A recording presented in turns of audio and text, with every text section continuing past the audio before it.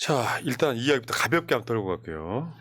지금 방심위가 이제 가짜 뉴스를 털어가지고 언론사들 매기는 그 방심위의 직원들이 집단 반발하고 있다는 거잖아요. 생각 한번 해봐요. 방심위가 어떤 언론사가 보도를 해서 이거 가짜 뉴스라고 찍으라는 거잖아요. 그러면 이게 엄청나게 악용될 수 있거든요. 가짜 뉴스라고. 그런 거를 지금 방심위 직원들한테 시키니까 방심위 직원들이 들고 일어난 거예요.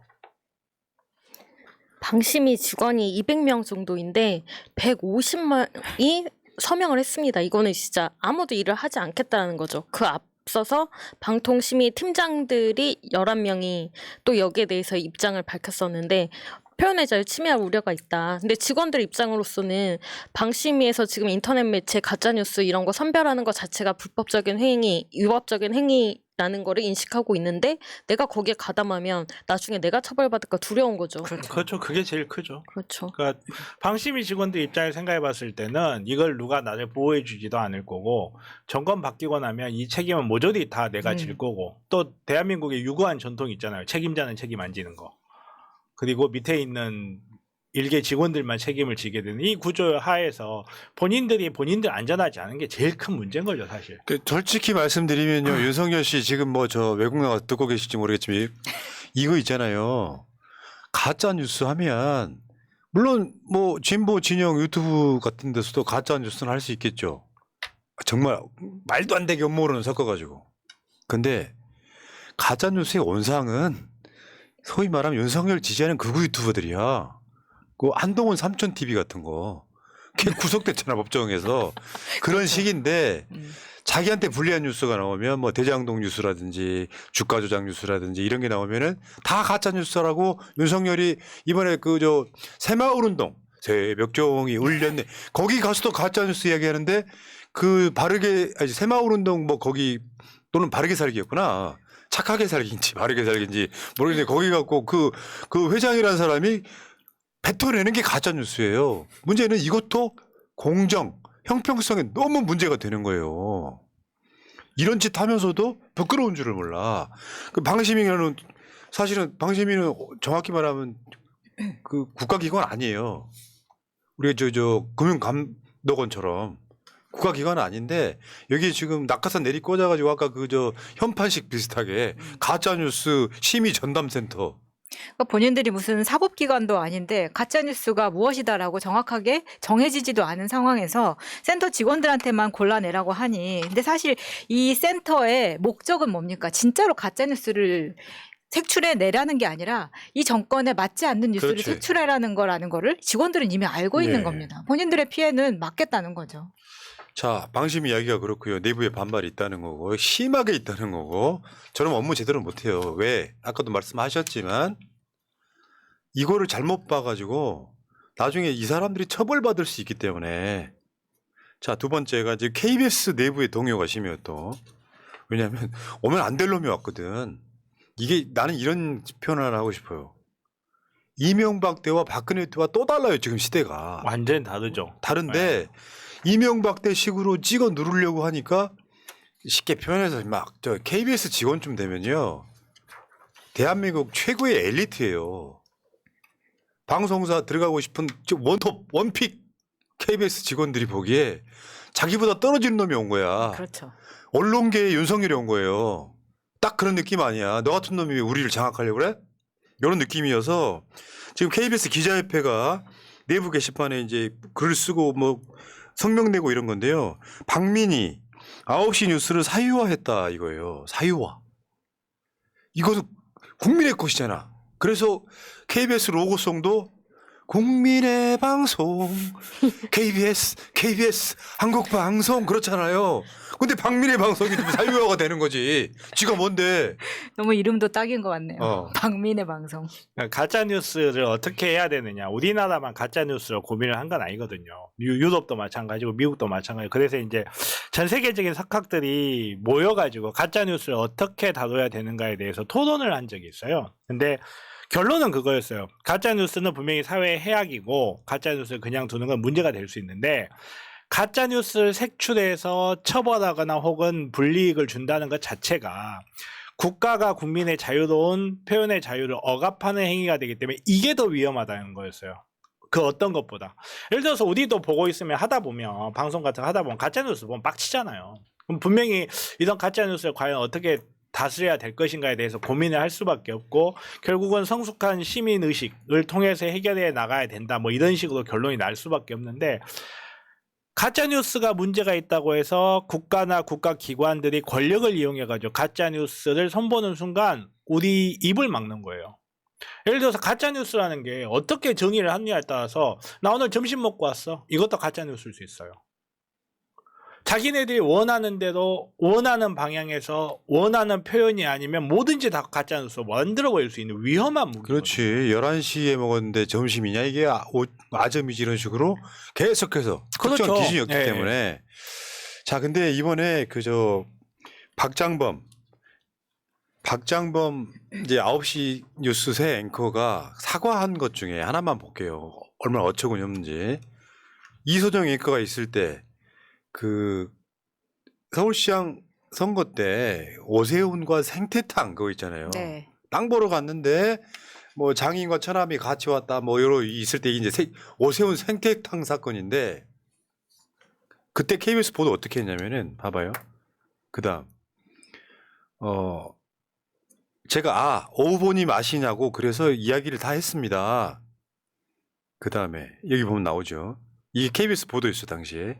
세 분이 식사하러 가셨고 뭐 드셨는지 기억이 나세요? 그러니까 생태탕 정치 이야기를 조금 서로 했어요라고 지금 이걸 목격한 목격자가 이야기를 하고 있는 거거든요. 이걸 KBS 보도를 냈어요. 요거를 잘못된 가짜뉴스 보도라고 이 박장범이가 그 이야기를 한 거예요. 근데 이거 있죠. 나중에 법정으로 갔잖아요. 어쨌든 간에 지금 이 보도에 오세훈이가 늦었지만 의미 있는 보도다. 의미 있는 사과다. 이렇게 이야기를 합니다. 근데 오세훈 생태탕 보도를 살펴봤더니 검찰이 오세훈 측량 현장 방문 가능성이 높다는 판단을 내린 사건이에요. 그러니까 사실 오세훈이 생태탕을 먹었는지 안 먹었는지 확인이 안 된 거지 거짓인 건 아니에요. 아직까지는. 우리 대중의 입장에서 내 객관적 내용을 알 수 없는 대중의 입장에서 생태탕을 먹었는지 동태탕을 먹었는지 우리가 어떻게 합니까? 언론에서 나올 수 있죠. 그리고 이때 당시에 생태탕을 먹었는지 동태탕을 먹었는지 아직도 논란이 있을 뿐이지 이게 사실은 알고 보니 그날 짜장면을 먹었다더라. 이런 식으로 완전히 거짓이라는 게 밝혀진 건도 아니거든요. 심지어. 아니 짜장면을 먹었어도 사실상 가짜뉴스로 그것도 같이 보기 먹었을 어렵지. 수도 있죠. 아무튼. 핵심은 거기에 오세훈이 왔냐 안 왔냐. 백바지에 선글라스 끼고 그때 신발까지 나왔었어.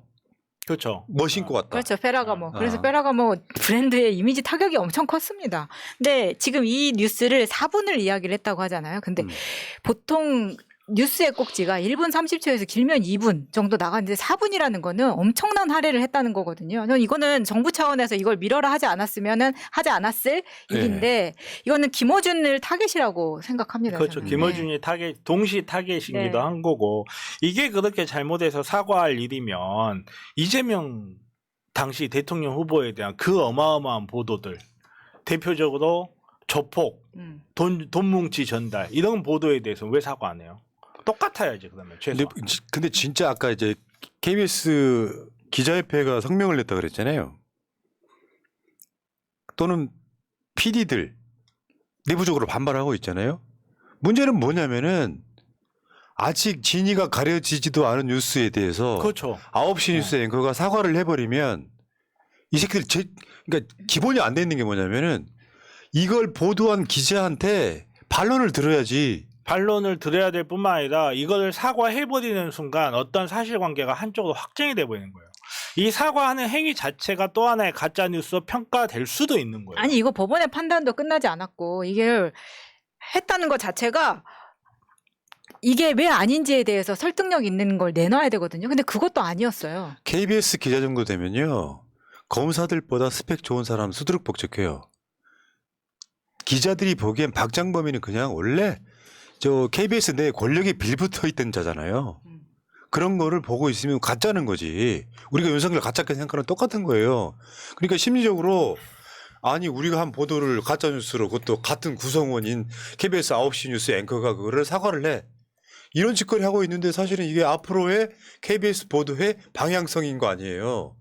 여러분 저 KBS 요즘 더 열심히 보게 됐어요. 여러분 알리기 위해서 진실을 알리기 위해서 진짜로 윤석열이 잘한 것 같은 뉘앙스로 온갖 보도를 합니다. 며칠 만에 그렇게 바뀌었다고 진짜 세상에. 그렇게 바뀌었더라고요. 그러면 나중에 보세요. 내가 저번에 한번 KBS 사장 바뀌기 전에도 이재명 대표가 윤석열 시정연설에 대한 반론 차원에서 기자회견 한번 한 적 있죠. 그거 대부분의 언론사들이 보도를 안 했고요. 보도를 안 하죠. 채널 A가 보도를 했어. 그런 상황이 계속 만들어질 거라 이런 얘기예요. 근데 그 KBS 이렇게 바뀌고 나서 제가 보는 거는 경제 전문가를 섭외를 할 때 진짜 정부 측에서만 그 대변하는 사람들을 많이 부르고요. 특히 이번에 KBS 앵커 바뀌면서 첫 9시 뉴스 그 유튜브를 보시면은 진짜 놀라운 게 뭐냐면 악플이 하나도 없어요.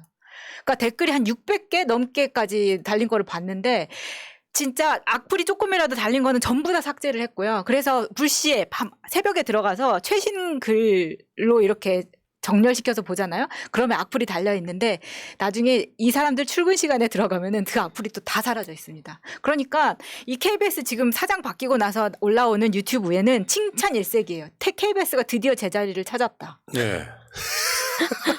너무 아니, 놀랍습니다. 이게 그런 거죠. 가짜 뉴스를 이런 식으로 생태탕 이런 식으로 가짜 뉴스를 해버리면 예를 들어서 언론사에서 어떤 주요 기사 같은 거 다룰 때 1보, 2보, 3보 이렇게 나오잖아요. 그러면 1보에 나왔던 내용이 2보에 바뀔 때고 2보가에 나왔던 내용이 3보가 바뀔 때도 있어요. 그러면 앞에 있던 건 다 가짜 뉴스가 되는 거예요. 이런 식으로 판단을 해버리면 네. 범죄자에 대한 기사 나와가지고 이 사람이 범죄자 나중에 무죄 판결 받으면 그건 가짜 뉴스가 되는 거예요.